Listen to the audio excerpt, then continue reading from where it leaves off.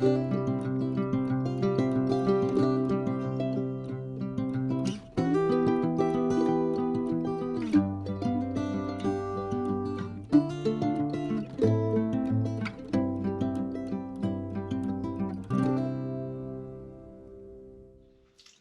and welcome back to our channel, and welcome back to Cooking with Lynn on a Sunday.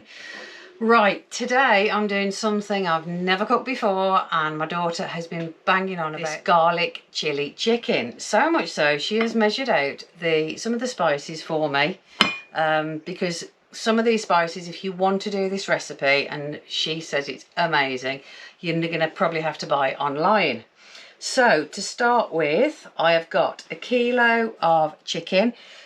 They do say, Jess says chicken thighs are better, but both her and myself prefer chicken breast. So we're using a kilo of chicken breast, 450 grams of onion, and actually they do apparently need to be weighed. So then we've got 1 star of anise, a small cinnamon stick. We've got garlic paste. We have got tomato puree, coriander, mango chutney, oil, salt.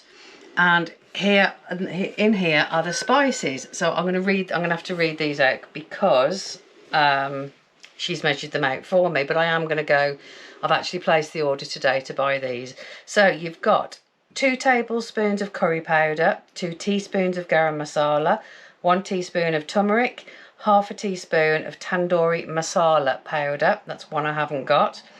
12 green chili fingers. 2 tablespoons of coconut powder, 8 cloves of sliced garlic, which I've got, mango chutney, 6 tablespoons of tomato puree, and apparently you put it in a bowl, add a little bit of water to it so it'll pour, a teaspoon of hot chili powder, a teaspoon of hot chili flakes, 2 teaspoons of red Kashmiri chili powder. That's another one I haven't got. So yeah, I'm going to start this now, and wish me luck. Right, as you can see, I've prepped everything. I've got the garlic, I've chopped the garlic cloves up ready. What I've got to do with the tomato puree, which I have forgotten, what they say is just to, I'll do it over here, add some water, not too much, it doesn't really matter. All you want to do is make this pourable. And I'm gutted because I've left all my aprons, my pinnies, in the motorhome, and this I guarantee I'm going to get splattered with. So that's that done.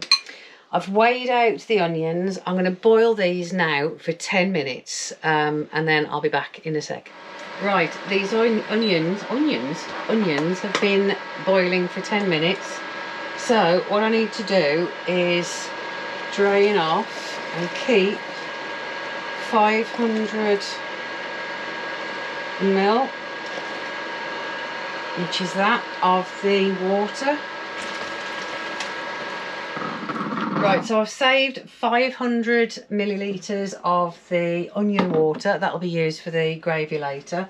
So now what I've got to do is blend up the onions, tip those in carefully, to make a paste. So I won't film that because the noise is going to be really loud. There we go. So that is now blended down to a really good paste. You can see there. So we need to put that aside, and we'll need that in a minute. Right, now we're ready to cook. So the first thing you need to do is to char the chilies. So you put them in on a high heat. I'm just waiting for that to heat up, and you char these off for about a minute, just so they've changed colour, they've got a darker green.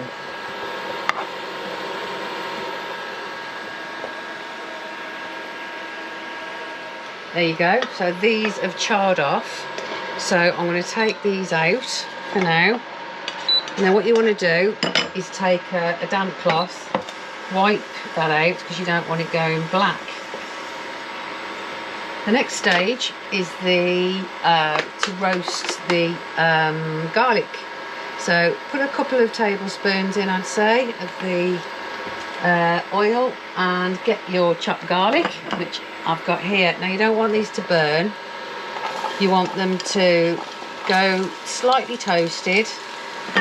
You don't, like I said, don't let them burn. Just cook them. I'm going to turn that heat down. Cook them for a couple of minutes so they'll look like toasted almonds. Right, so I've roasted those off, and what I'm going to do is take those off. A little bit of the oil with it, but I will get rid of the rest of that. So you put those aside for later on. Right, for the next step, I'm going to heat up 150 ml of oil. Let that heat up a little bit, and then what you do then is add your onion paste that you made by boiling the onions. I can get the lid off. There we go. So that's heating up now.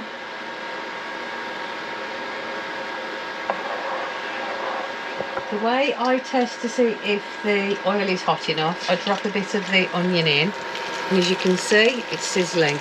So I'm going to add the rest of this paste. This is just your white onions gone down. I'm going to turn the temperature down because it's spitting, and I haven't got my apron, as I said. Right, so what I'm doing now is just mixing that up slightly, and I'm going to leave this cook for about 10 minutes. And I did forget to say I'm going to cook it with the lid on. Right, that's been cooking for about 8 minutes. So that's cooked down. Right, so that's been cooking down for about 8 minutes. So now I'm going to add the cinnamon, star anise and the garlic paste, and I'm going to cook that again for about another 2 minutes. Right, that's been cooking for another couple of minutes. So now I'm going to make the paste by adding all the spices that I told you earlier, but don't worry if you missed any of the spices because they all will be in the description below. So I'm going to mix all that up now to make the paste. Right, that's all mixed together well. So now I'm going to add the tomato puree that I have mixed with some water. I'm going to have to get I can get it down with that, that's better. So I'll add all of that and give this a good stir in. Right, that, like I said, that's all mixed down. So the next stage is to add the chicken, and I promise you this smells like an Indian restaurant. When you walk in that door and you can smell the wonderful aromas in an Indian restaurant, and that is exactly how this kitchen is smelling right now. So what you need to do is coat all of the chicken like so. The next step is to add the onion water and mix it all through. Now you've got to be careful with this because this is where it'll start to get messy. And I know it looks a lot because this recipe is actually for 4 people. So I'm cooking this today. We're going to have it for tonight, and then we'll take it away with us. I'll freeze it, and then when we go away I'll take it with us. So we've got a meal in the motorhome. This is what it's all about, making meals for the motorhome. Right, I've put the lid on and I'm going to be cooking this down now for another 10 minutes and then we'll come back and finish it off. Right, that's been cooking now for 10 minutes, and as you can see the state of the lid, it's a good job I got a lid. So if you can, make sure you've got a lid. Right, the next thing I'm going to do, pop that there, ow, is add your green chilies and your garlic. You can leave some to garnish. I'm going to put them all in. It saves on the last bit. Stir those all in. The smells are absolute, I know I say it a lot, but the smells are amazing. So I'm going to cook that now for another 10 minutes to reduce the water with the lid off.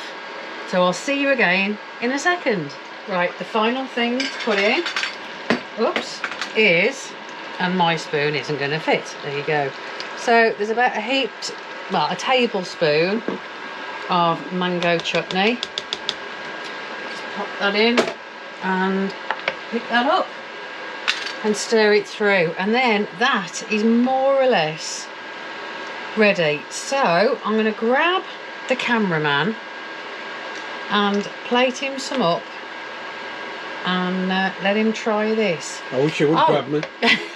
The one thing I'm going to do is a taste test. If you notice, there's no salt being added, so my mouth is watering. It smells so nice.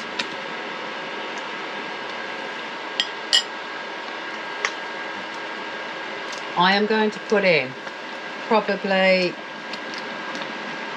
about half a teaspoon of salt. I don't think it needs any more than that. So I'm going to plate it up, garnish it with coriander because we absolutely love coriander. I am going to take that cinnamon stick out. I don't think you'd appreciate chomping down on that. And like I said, I've done this. It will serve 4 people, but I'm gonna plate it, well, box it up and put it in the freezer. Take it with us for when we go away next. So let's see what he thinks. I'm back, people. I've got the best job in the world doing the taste test. Now look at that. Just look at that. Your favourite curry is the Madras. Yes. This is quite hot, people, so people who don't like spicy stuff might be a bit too hot. I mean, my daughter says it's the best curry in the world. Man, this is better than your last one. Is it really? This is like sitting at an Indian restaurant. Honestly, it's that authentic. Have you tried it? Well, I've only tasted a little bit of the sauce. We will never ever be buying at Indian takeaway again. I'm not joking. That. Look at it. Absolutely. Is it too hot? No, it is perfect. It is hot though, isn't it? I wouldn't. It's not hot. It's nicely spiced. The taste. It's the taste with the spices. It's so authentic. Man, that is so good. Yeah, but now I've got to cook him some chips because he's an Englishman. Come here. I need to try this. Wow. Ow, the dish is hot. Seriously, that is so nice. I want to try some chicken. That's enough.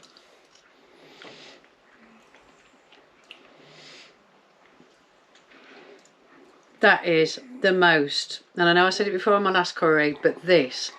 That's restaurant quality. It really is. Tastes like you're sitting in a restaurant. And I managed to find 2 of my old Balti dishes out to serve it in. Yeah, so trust me, you know, make a batch of this, people. Oh gosh, yes.